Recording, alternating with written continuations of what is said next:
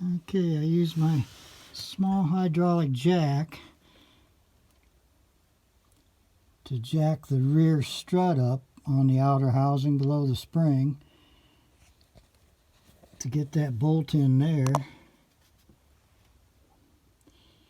And then I used a ratchet strap.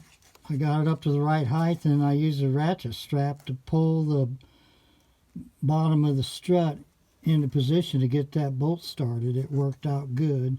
I got one side done so far.